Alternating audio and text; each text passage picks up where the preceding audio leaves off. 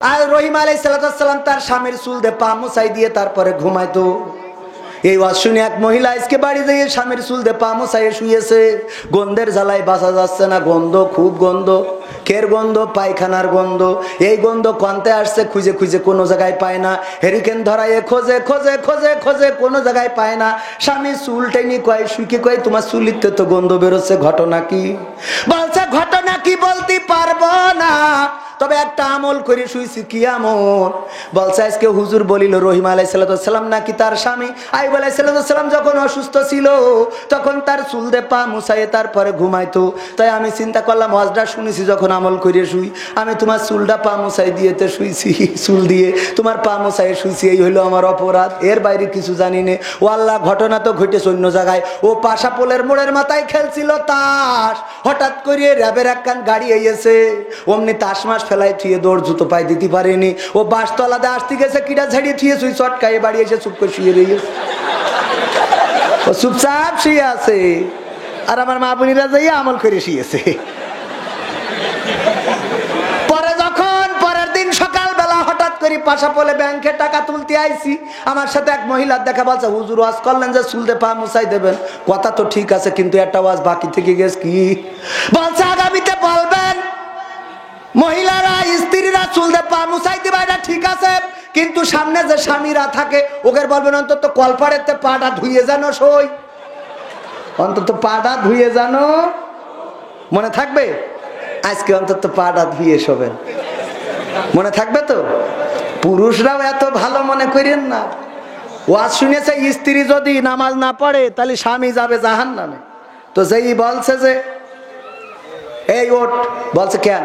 বলছে নামাজ পড়তে হবে। কেন? তা বলছে হুজুর বললো স্ত্রী যদি নামাজ না পড়ে স্বামী জাহান্নামে যাবে। তা বলছে তা অসুবিধা? অসুবিধা না, তোর জন্য আমি জাহান্নামে যাবো। কি বলছিস তুই? অসুবিধা না মানে? তা বলছে তুমিও তো নামাজ পড়ো না। বলছে আমার জন্য আমি জাহান্নামে যাবো, অসুবিধা নেই। তোর জন্য যাবো কেন?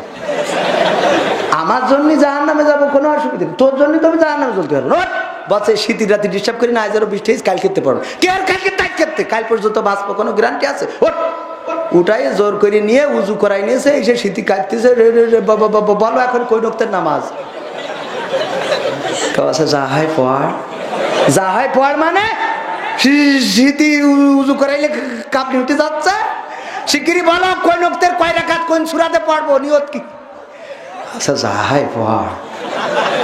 বলছে এই কথা বললে হচ্ছে না, শিগগির বলো, আর না হলে তুমি অতি করো, আমি পিছনে দাঁড়াচ্ছি। বলছে ওইরাম করছিস কেন? কাল খেতে পয়সা না হয়ে গেছে, আমল করা বোঝা গেছে। এরকম স্বামী হওয়া যাবে? এরকম স্বামী হওয়া যাবে? আপনি ফজরের প্রতি অকৃতজ্ঞ থাকে আর বেশি বেশি অভিশাপ দেয়, সন্তানদের অভিশাপ দেয়। কয়দিন আগে একজন মহিলা আমার কাছে ফোন দিয়েছে, দিয়ে বলছে হুজুর। আমি বললাম কিডা বলেন? আমি অত বড় হুজুর না।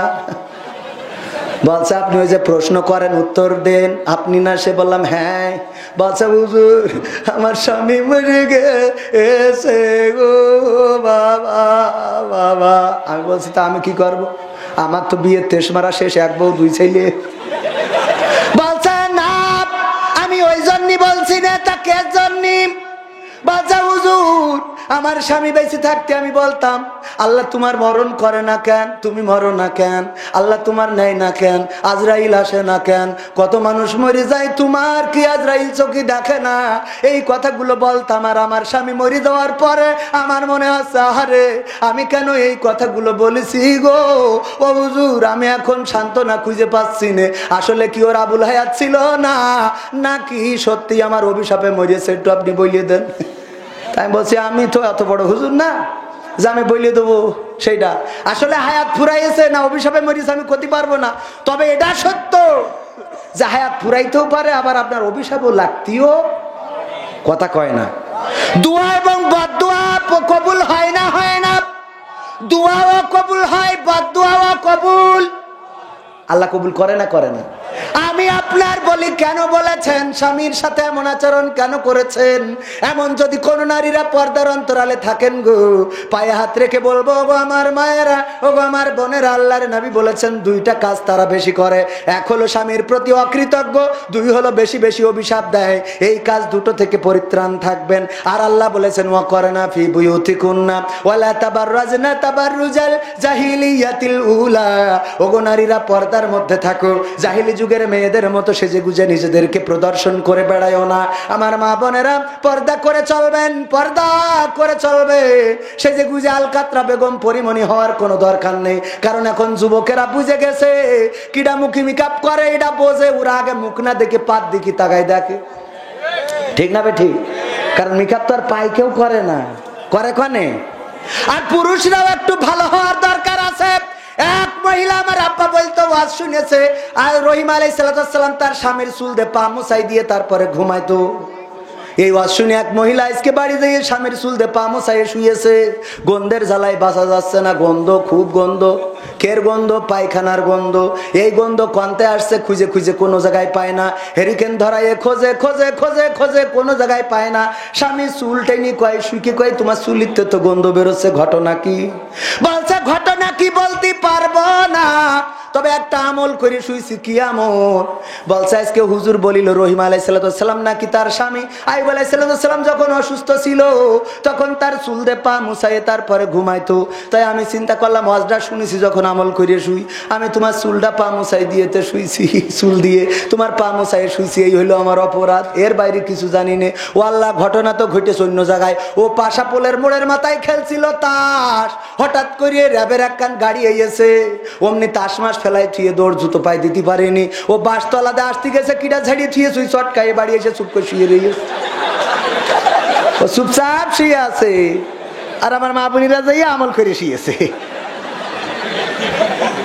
পরে যখন পরের দিন সকালবেলা হঠাৎ করে পাশা পোলে ব্যাংকে টাকা তুলতে আইছি, আমার সাথে এক মহিলার দেখা, বলছে, হুজুর ওয়াজ করলেন যে চুল দিয়ে পা মুছাই দেবেন, কথা তো ঠিক আছে, কিন্তু একটা ওয়াজ বাকি থেকে গেছে। কি বলছে? আগামীতে বলবেন মহিলারা, স্ত্রীরা চুল দিয়ে পা মুছাই দিবা, এটা ঠিক আছে, কিন্তু সামনে যে স্বামীরা থাকে ওকে বলবেন অন্তত কলপাড়েতে পাটা ধুয়ে জানো, সই অন্তত পাটা ধুয়ে জানো।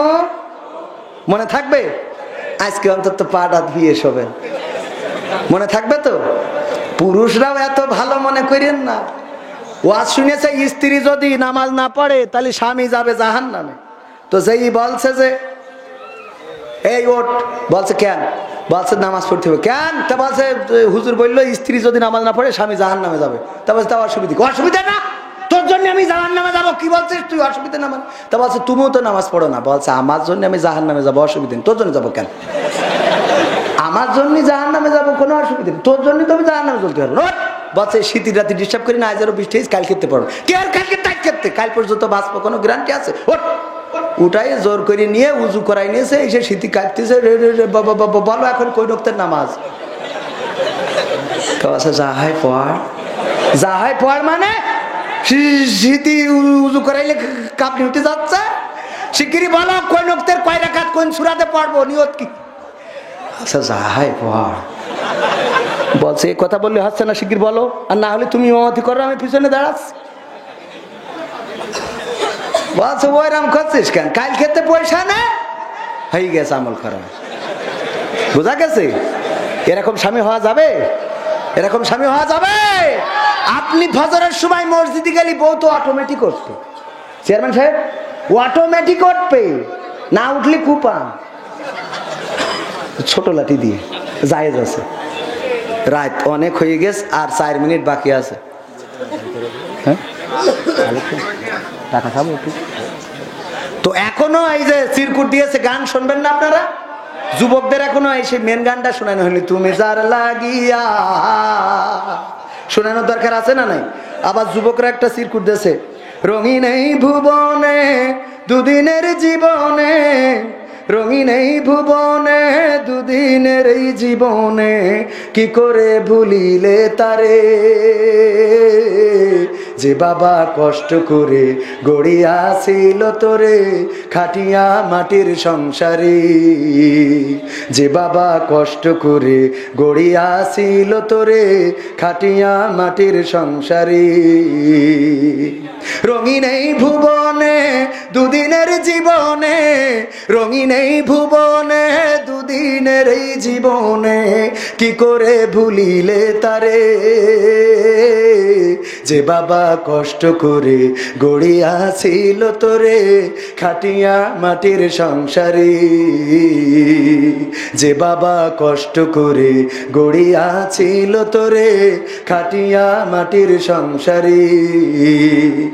মাথার ঘাম ফেললো পায়ে খাটলো নিশিদিন, কেমন করে শুধবে বলো সেই সে বাবার ঋণ।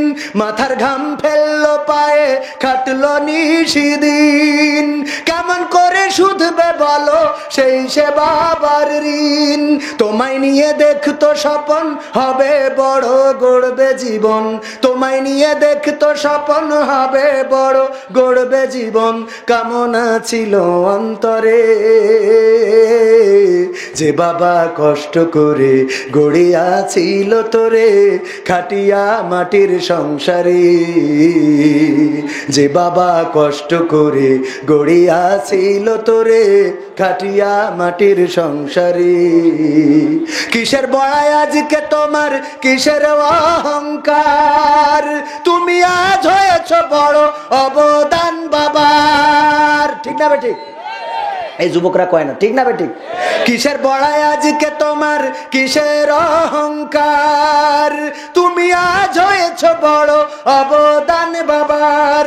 এত কিছু করলো পিতা তার কথা আজ লাগে তিতাব, এত কিছু করলো পিতা তার কথা আজ লাগে তিতাব, এ ব্যথা সইবে কি করে, যে বাবা কষ্ট করে গড়িয়াছিল তোরে খাটিয়া মাটির সংসারে, যে বাবা কষ্ট করে গড়িয়াছিল তোরে খাটিয়া মাটির সংসারে। ঠিক না বে ঠিক? পরিমণি গর্ভবতী, কিন্তু এর বাপ পাখিটা খুঁজে পাচ্ছে না, ও খুঁজে খুঁজে হায়রান। টেলিভিশনে বলতেছে আমি এখন পরিমণির ঘরের সামনে আছি একটুখানি, হ্যাঁ হ্যাঁ দর্শকেরা, হ্যাঁ এখন পরিমণির সামনে আছি, আমরা ঘর খুলে জিজ্ঞেস করবো। পরিমণি বলছে আজকে আর বলবো না, 4 দিন পরে টের পাবা। পরে ও চলে গেছে, রাত 4টার সময় এসে দরজায় ঘা দিচ্ছে। স্ত্রী বলছে কিডা? বলছে আমি তোমার স্বামী। দরজা খোলো। দরজা খুলে বলছে এতক্ষণ কনে ছিলে? রাত 4টে বাজে এখন। বলছে দেখো পরিমণির গর্ভের সন্তান, কিন্তু ওর আব্বা খুঁজে পাওয়া যাচ্ছে না রে, তাই খুঁজে বেড়াচ্ছিলাম। বলছে ওরে ধোকেছো, তুই যে পরিমণির ছেলের বাপ খুঁজে বেড়াচ্ছিস, তা তোর ছেলের বাপ হতে হবে, সেসব কখন কি হবে? পাকা মখুথাগার। বোঝা গেছে? আমার অঞ্চল, আমার আঞ্চলিক, আমার এলাকা, আঞ্চলিক কথা কইলে তো সমস্যা নেই, বাইরে যাইয়ে শুদ্ধ ভাষায় কথা কবা নেই। এখানে তো আমাদের গিরাম, ঠিক না বে ঠিক? এখানে ওয়াজ হবে ডাইরেক্ট, এনে কোনো ওই সেই পেরেকে কোনো ওয়াজ হবে না, ক করবো না, ডাইরেক্ট কলকাতা। কথা ঠিক আছে তো? এত লজ্জা করার কি আছে? লজ্জা একজন করিল আমাদের, ওই যে আবু সাহেব মাহমুদুল হাসান জিয়াদি ভাই কইল, কাছে যে ওয়াজ করে যাচ্ছে, তখন তো মোটর সাইকেলে এসতো, জাতি জি আপনাদের এই যে জামতলার মোড়ে, ওখানে যেই দেখে একজন পায়খানা ফেলছে, তো ও চিন্তা করছে যে মাহমুদুল হাসান জিয়া দিয়ে তো বেকায়দা এরম জায়গায় পায়খানা ফেলছে, খান সকালে তো খারাপ দেখা যাবে, তো হেডলাইটের আলোটা ঘুরাই ধরাইছে যে যেন ও একটু লজ্জা করি ও আগামীতে এই কাজ না করে। ও লজ্জা পাইয়ে লুঙ্গি তুলে মুখ ঢেকে চুপ করে বসে রয়েছে। হ্যাঁ, যা হয় নিচে দেহ, উপরে যেন কোনো ঝামেলা না হয়। পাকা মখুথাগার। একদিন চলে যেতে হবে, আল্লাহ রাব্বুল আলামিন ডাক দিবেন। আল্লাহ সূরা বাকারার প্রথম দিকে বড্ড কষ্ট নিয়ে বলছে, কাইফা তাকফুরুনা বিল্লাহি ওয়া কুনতুম আমওয়াতান ফাআহইয়াকুম সুম্মা ইউমিতুকুম সুম্মা ইউহয়িকুম সুম্মা ইলাইহি তুরজাউন। আমার আল্লাহ বলছেন, ওগো মানুষ, তোমরা কেমন করে আল্লাহকে ভুলে যাও? ছিল না। ওগো যুবক, আমাদের কোনো জীবন ছিল না, কার ছিল না, আকৃতি ছিল না, আমাদের কোনো চেহারা ছিল না, সৌন্দর্য ছিল না। আল্লাহ রাব্বুল আলামিন আমাদেরকে সৃষ্টি করলেন, আবার একদিন মৃত্যু দিবেন, আবার একদিন পুনরায় জীবন্ত করে উঠাবেন। আল্লাহ বলছেন বেলা শেষে আমার কাছে ফিরে আসা লাগবে লাগবে রে। ঠিক না বে ঠিক? আল্লাহর কাছে যাওয়া লাগবে না লাগবে না? আল্লাহর কাছে যাওয়া লাগবে। আল্লাহর নবী একদিন সাহাবীদেরকে ডাকলেন, ডেকে বললেন, ওগো সাহাবীরা বসো, আমি তোমাদের একটা ঘটনা শোনাবো। আর সেই ঘটনা তোমরা শুনে যেখানে বুঝবা সাই দিবা, যেখানে বুঝবা না প্রশ্ন করবা। আল্লাহর নবী বললেন, ওগো সাহাবীরা, একজন মুসাফির 1 মাসের রাস্তা যাবে। কয় মাসের? 1 মাসের। আগের সময় ট্রাক বাস কোনো কিছু ছিল না, হেঁটে পথ চলতো অথবা উঠে ঘোড়ায়। বলল একজন মুসাফির 1 মাসের পথ চলবে। এই 1 মাসের মধ্যে কোনো ঘর নাই, গাছ নাই, বাড়ি নাই, কোনো জায়গা নাই, থাকার মতো খাওয়ার মতো কোনো কিছু নাই। এই 1 মাসের পথ যাওয়ার জন্য যা কিছু খাদ্য পানি লাগে সব সাথে নিল। নিয়ে যখন হাঁটা শুরু করলো, 15 দিন যাওয়ার পরে হঠাৎ করে পানি ফুরাই গেছে, খাবার ফুরাই গেছে, পানির পিপাসায় কাতর। ওগো সাহাবীরা বলো, এই লোকটি এখন কি করবে? আল্লাহর নবীর সাহাবীরা বললেন, ওগো নবী, ওই লোকটি যদি ফিরে আসতে চায় তাইলে লাগবে কতদিন? কতদিন লাগবে? 15 দিন। আবার যদি গন্তব্যে যেতে হয় লাগবে কয়দিন? 15 দিন। সুতরাং এখন তার উচিত হবে চারিদিকে কোথাও না কোথাও পানি খুঁজে বের করা, কোথাও একটা কূপ পাওয়া যায় কিনা, কোথাও জঙ্গল পাওয়া যায় কিনা। আল্লাহর নবী বললেন, ওগো সাহাবীরা, লোকটি তাই করলো। চারিদিকে খুঁজতে লাগলো, খুঁজতে খুঁজতে ছোট একটা জঙ্গল পেয়ে গেল। জঙ্গলের মধ্যে একটা কূপও পেয়ে গেল। কূপের মধ্যে পানিও আছে, কিন্তু তোলার মতো কোনো রাস্তা নাই। ওগো সাহাবীরা বলো, লোকটি কি করবে? আল্লাহর নবীর সাহাবীরা বললেন, ওগো নবী গো, ওই লোকটির উচিত হবে এখন কোনো না কোনো মূল্যে ওই পানি পান করা। যদি সম্ভব হয়, যদি তুলতে না পারে, তাহলে ওই পানির কাছে নেমে যেয়ে পানি পান করতে হবে। আল্লাহর নবী বললেন, ওগো সাহাবীরা, ওই লোকটি তাই করলো। পানি পান করার জন্য বন থেকে লতা ছিঁড়ে আনলো, আর উপরে একটা গাছের ডালের সাথে বাঁধলো, আর ডালটা পানি পর্যন্ত আর লতাটা পানি পর্যন্ত ঝুলিয়ে দিল। দিয়ে ওই লতা বেয়ে বেয়ে পানি খাওয়ার জন্য নামতে যখন লাগলো, কূপের মাঝ বরাবর যখন পৌঁছায়েছে, নিচেই তাকিয়ে দেখে 2টা ফনা ধরা সাপ রয়েছে। যদি পানি পান করতে নামে গো, তাইলে ওই সাপে সবল দেবে আর ওই লোকটি মারা যাবে। এখন বলো সাহাবীরা, এই লোকটি কি করবে?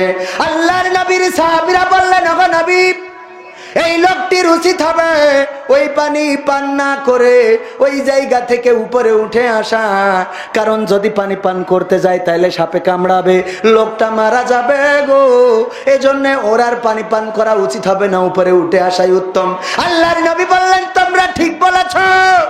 ওই মুসাফির তাই করলো। ওই লতা বেয়ে যখন উপরে উঠতে চাইলো, উপরের দিকে তাকিয়ে দেখে যেই জঙ্গলে কূপটা পেয়েছে, ওই জঙ্গল থেকে একটা ক্ষুধার্ত বাঘ এসে কূপের মুখে চেয়ে আছে। যদি লোকটি উপরে ওঠে তাইলে ওই বাঘ তাকে আক্রমণ করবে, তাকে ধরে খেয়ে ফেলবে। এখন বলো লোকটি কি করবে? বিপদ। বিপদ না বিপদ না? আল্লাহর নবী বললেন, এখন কি করবে?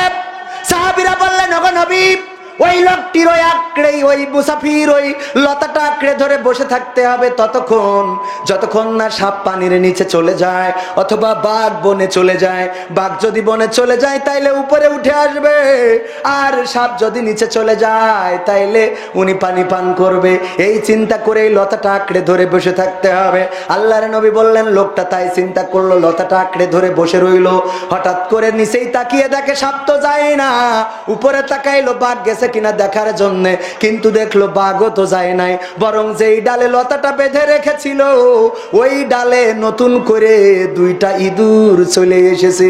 এসে ওই লতাটা কুট কুট কুট কুট করে কেটে দিচ্ছে।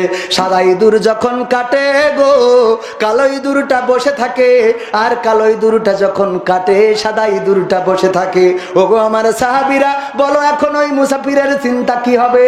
ওই মুসাফির আর কোন চিন্তা করবে?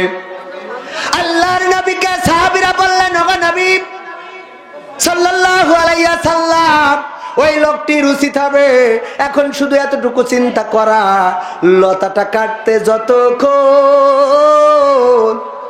ওই লোকটির মারা যেতে সময়টা বাকি ততক্ষণ। ঠিক না বেঠিক? আল্লাহর নবী বললেন, সাহাবীরা শোনো, এই ঘটনাটা তোমাদের শিক্ষা দেওয়ার জন্য বললাম। এই দুনিয়ায় আমরা সবাই মুসাফির, ওই মুসাফির যেমন আমরা সবাই তেমন। আমরা আমাদের পথের গন্তব্য জানি না, যেখানে আছি এইটা মাঝ বরাবর হয়ে গেল নাকি শেষের পর্যায়ে চলে এসি নাকি শুরু হলো আমরা কিছুই জানি না, কে কখন চলে যাব জানি না। আর আমি যে কূপের কথা বললাম, এই কূপটা হলো এই দুনিয়া, এই দুনিয়ার মধ্যে আমরা আছি। আমি যে নিচেই সাপের কথা বললাম, এই সাপ হলো কবর, ওই কবরের জন্য পথ চেয়ে আছে। উপরে যে বাঘের কথা বললাম, এই বাঘ হলো আজরাইল, উনিও অপেক্ষায় আছে। আর আমি যে লতার কথা বললাম, এই লতাটা হলো হায়াত। আর আমি যে ইঁদুরের কথা বললাম, এই ইঁদুরটা হলো দিন এবং রাত। রাত মানে কালো ইঁদুর, দিন মানে সাদা ইঁদুর। প্রতিদিন ওই আয়াত নামের লতাটা দিন এবং রাত আসে আর কুটকুট করে কেটে দেয়। সকাল চলে যায়, ওই সকাল আর কোনোদিন আসে না।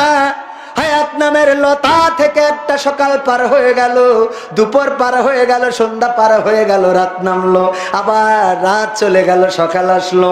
এই যে কুটকুট করে করে হায়াত, যার কার কতটুকু মোটা আমরা কেউ জানি না। আল্লাহর নবী বললেন, এই হায়াতটা যার যতটুকু মোটা সে ততদিন বেঁচে থাকবে।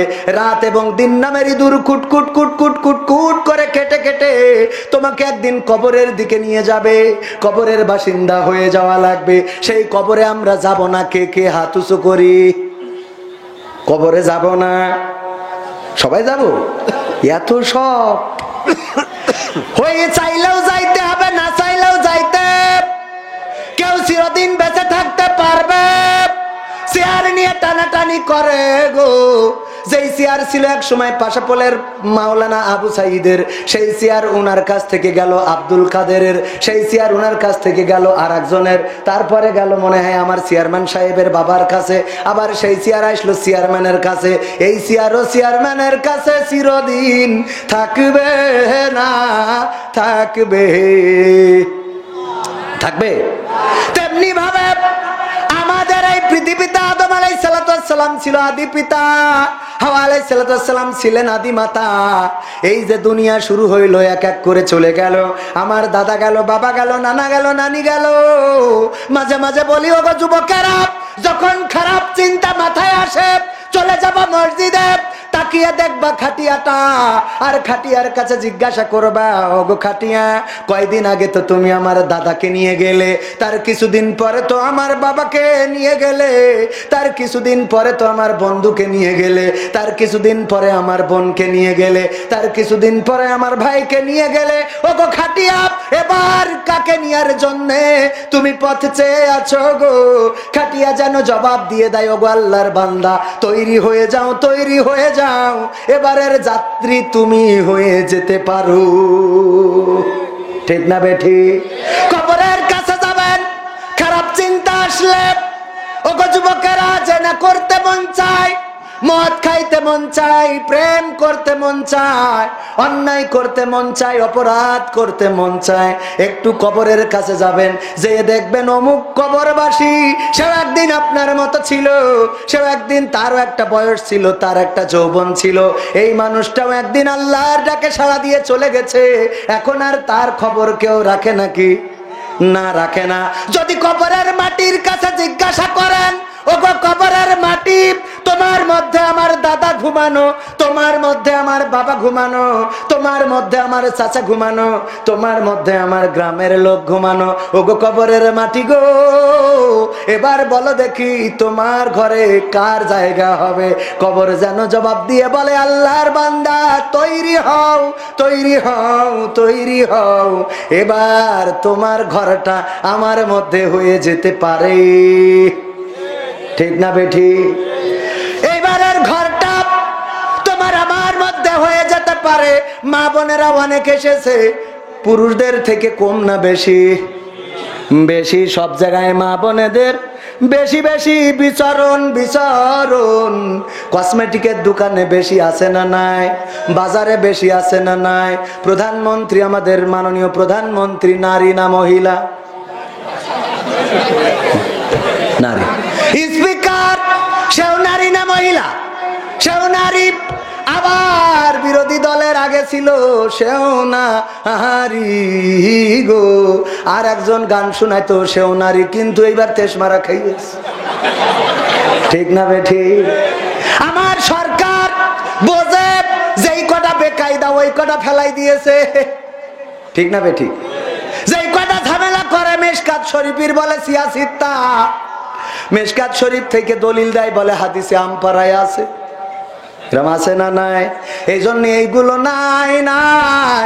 সংসদ থেকে যে ইসলাম দূরে সরাতে চাইলো, সেই ব্যক্তি সংসদে আছে? সেই ব্যক্তি সংসদে আছে? আমরা দলমত নির্বিশেষে ঐক্যবদ্ধ হয়ে কোরআনকে আঁকড়ে ধরতে হবে। আমি বলি, আওয়ামী লীগের সাথে আমাদের কোনো দ্বন্দ্ব নেই, বিএনপির সাথে আমাদের কোনো দ্বন্দ্ব নেই, জাসদের সাথে দ্বন্দ্ব নেই, জামাতের সাথে দ্বন্দ্ব নেই, হেফাজতের সাথে দ্বন্দ্ব নেই, কওমিয়ার সাথে দ্বন্দ্ব নেই, আহলে হাদিসের সাথে দ্বন্দ্ব নেই। আমাদের চাওয়া তো একটা, সেটা হলো বাংলার জমিনে, আল্লাহর দেওয়া জমিনে আল্লাহর দিন অনুযায়ী চলতে হবে, আল্লাহর দিন চালাতে হবে। এর বাইরে কোনো চাওয়া আছে? আমরা এইটাই চাই। আর এই চাওয়াটা যারা পাওয়া করে দেবে, তাদের পক্ষে আমরা আছি না নাই? মাননীয় প্রধানমন্ত্রী যদি সংসদে কোরআন কায়েম করে দেয়, এই প্রধানমন্ত্রীর নবীর কিস্তি কেন, অন্য প্রতীক নিয়ে আসলেও আমরা ভোট দেবো। কথা কয় না? দেবো না? দেবো না? ও আমার ভাইয়েরা, কিন্তু যদি ইসলামের বিরুদ্ধে কোনো আইন করা হয়, যেমন বইয়ের মধ্যে যেখানে থার্ড জেন্ডার সেখানে ট্রান্সজেন্ডার ঢুকাইছে, প্রতিবাদের দরকার আছে না নাই? মনে মনে তুমি তুমি বাস্তবে ছেলে, মনে মনে মেয়ে হবা, এইটা চলবে না, চলবে। চেয়ারম্যানের ছেলে যদি কয় আব্বা, ছেলে বলতেছে আব্বা আমি মনে মনে মেয়ে, কবে তোর কুপায় শেষ করি ফেলবো, পাকা কোথাকা, তুমি মনে মনে মেয়ে। স্ত্রী যদি বলে চেয়ারম্যান সাহেব আমি মনে মনে মেয়ে হয়ে গেছি, কবে তাহলে ছেড়ে দাও আগে, তুমি পাকা কোথাকার, মনে মনে মেয়ে হয়ে গেছি তুমি। ঠিক না বে ঠিক? মনে মনে আবার মেয়ে কি, এগুলো সমকামিতার একটা সূচনা মাত্র। বলেন ঠিক না বেঠে? তার মানে মনে মনে মেয়ে ও পুরুষদেরকে সঙ্গ দিতে চাই পুরুষ হয়ে, আবার মনে মনে ছেলে, এই মনে মনে ছেলে হয়ে ও মেয়ে মানুষের পুরুষের সঙ্গ মেয়ে মানুষ হয়ে দিতে চাই। বলেন নাউজুবিল্লাহ। এই কাজ করতো লূত আলাইহিস সালামের জাতির লোকেরা, কওমের লোকেরা। তার স্ত্রী তাদের পক্ষ নিয়েছিল, এই জন্য আল্লাহ সেখানে গজব দিয়েছে। এখনো লূত আলাইহিস সালামের স্ত্রীর মূর্তিটা আল্লাহ রাব্বুল আলামিন পাথর বানিয়ে দিয়েছে, এখনো আছে না নাই? আল্লাহ অন্যায়কে পছন্দ করে, আর এই অন্যায়কে যারা সাপোর্ট করে তাদেরকে পছন্দ করে, তাদেরকে করে না, করে না। সুতরাং 90% মুসলমানের দেশে কোরআনের বিরুদ্ধে আইন কায়েম হবে, ইসলামের বিরুদ্ধে আইন কায়েম হবে, এটা মুসলমান মানবে না?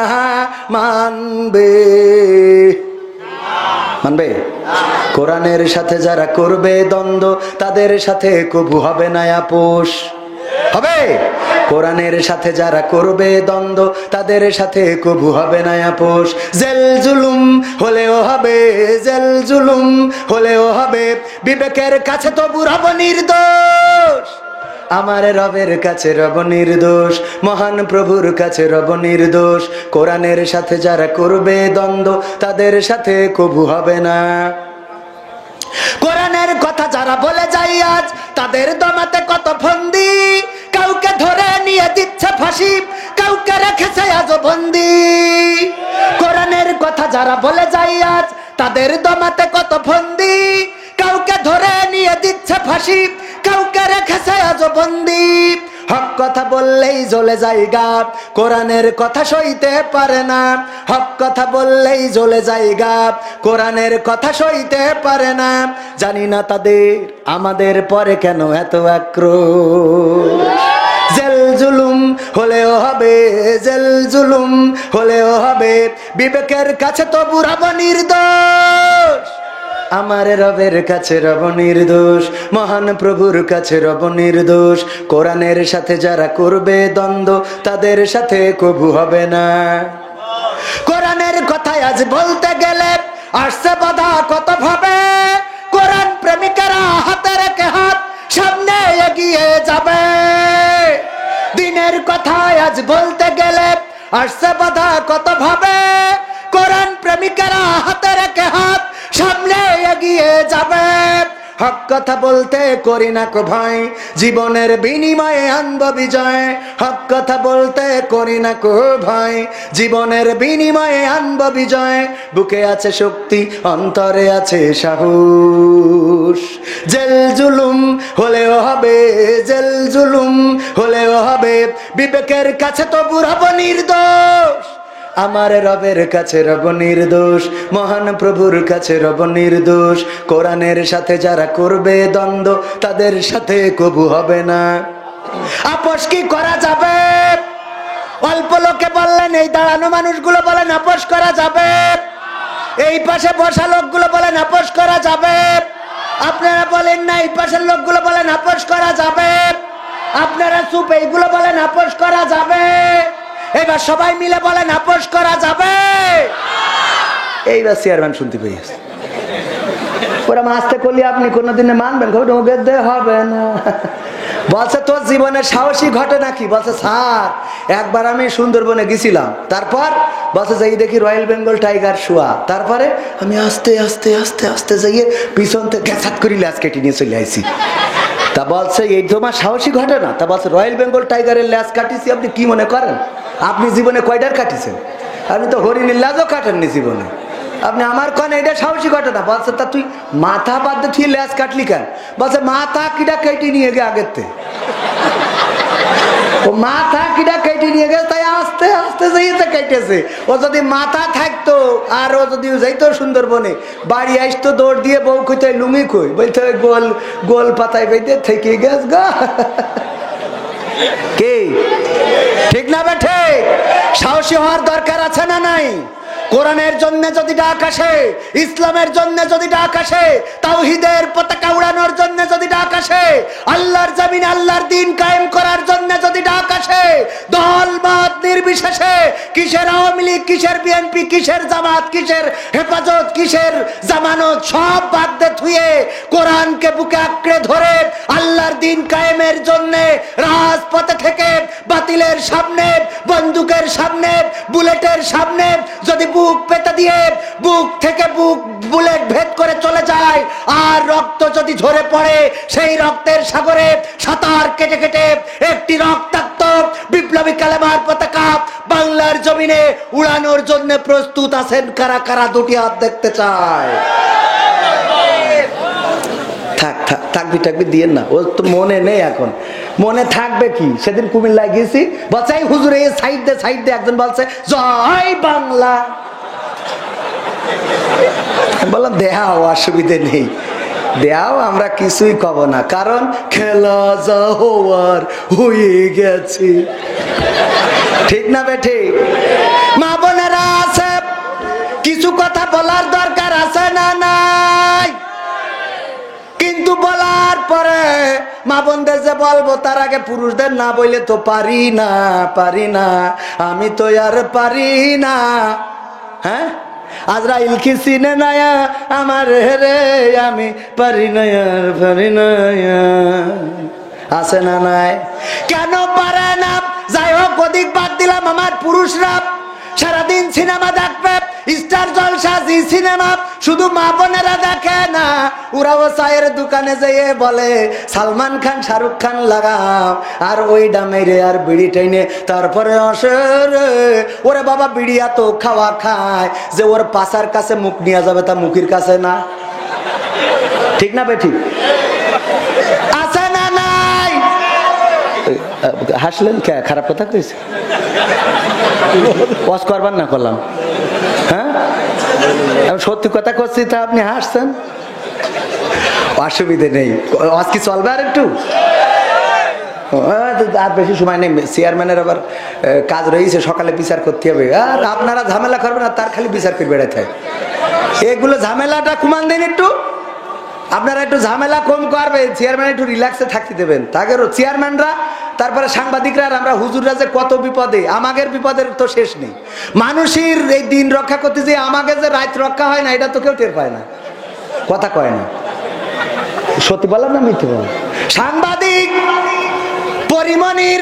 পরিমণি গর্ভবতী, কিন্তু এর বাপ পাখিটা খুঁজে পাচ্ছে না। ও খুঁজে খুঁজে হয়রান। টেলিভিশনে বলতেছে আমি এখন পরিমণির ঘরের সামনে আছি, একটুখানি হ্যাঁ হ্যাঁ দর্শকেরা, হ্যাঁ এখন পরিমণির সামনে আছি, আমরা ঘর খুলে জিজ্ঞেস করবো। পরিমণি বলছে আজকে আর বলবো না, 4 দিন পরে টের পাবা। পরে ও চলে গেছে, রাত 4টার সময় এসে দরজায় ঘা দিচ্ছে। স্ত্রী বলছে কিডা?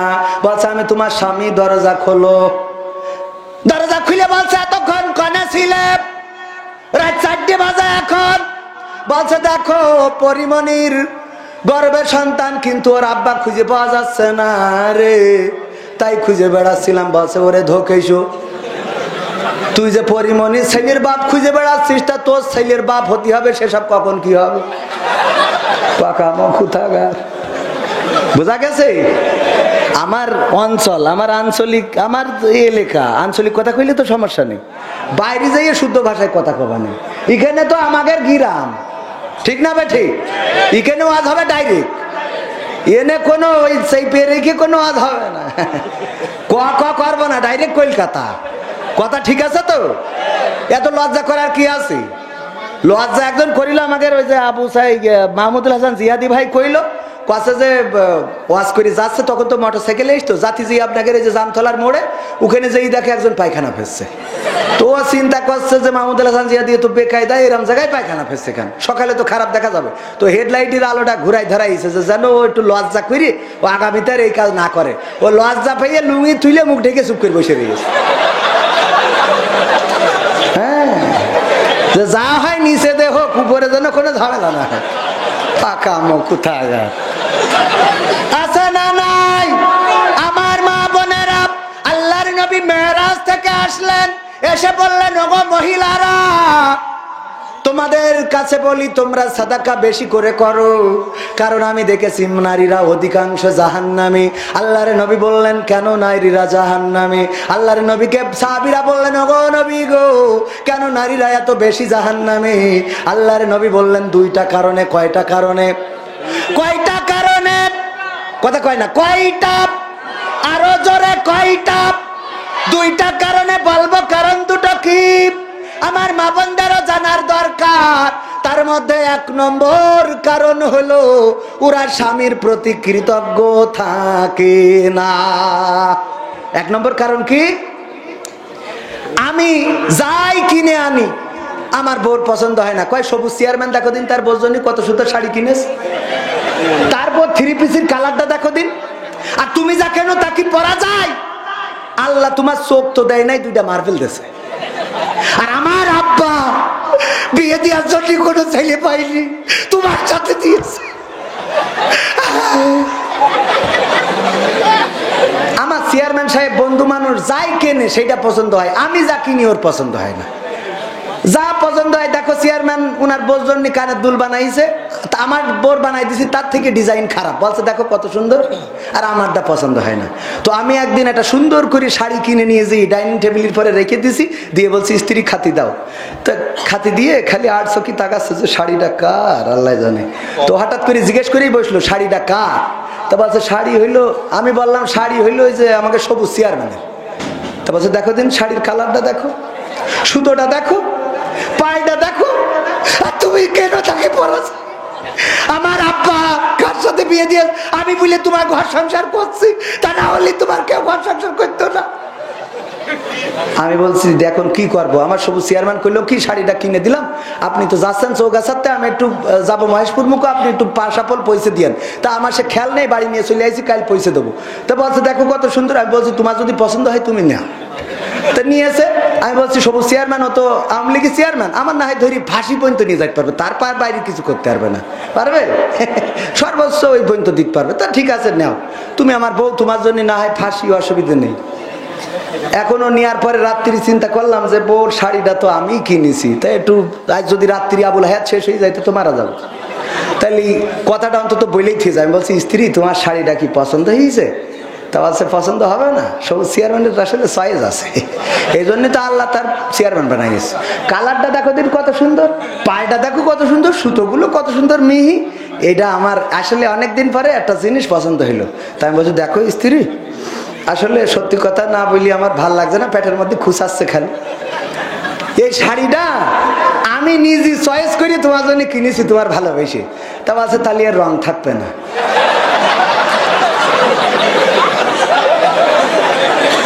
আছে না নাই? যত যাই করে ওর মন তোলা সম্ভব না, আছে না? এক নম্বর কারণ অকৃতজ্ঞ থাকে। যাই এনে দিক বলবেন আলহামদুলিল্লাহ, কালার ভালো না আলহামদুলিল্লাহ, সুতা মোটা আলহামদুলিল্লাহ। আলহামদুলিল্লাহ বলার মতো মা বোনেরা খুবই কম। পাশের ঘরে পাশের ভাই, পাশের চাচাতো ভাই, পাশের খালাতো ভাই বাড়ি করেছে, ছাদের বাড়ি গো, ওরও এখন টাকা থাকার না থাক ছাদের বাড়ি করা লাগবে।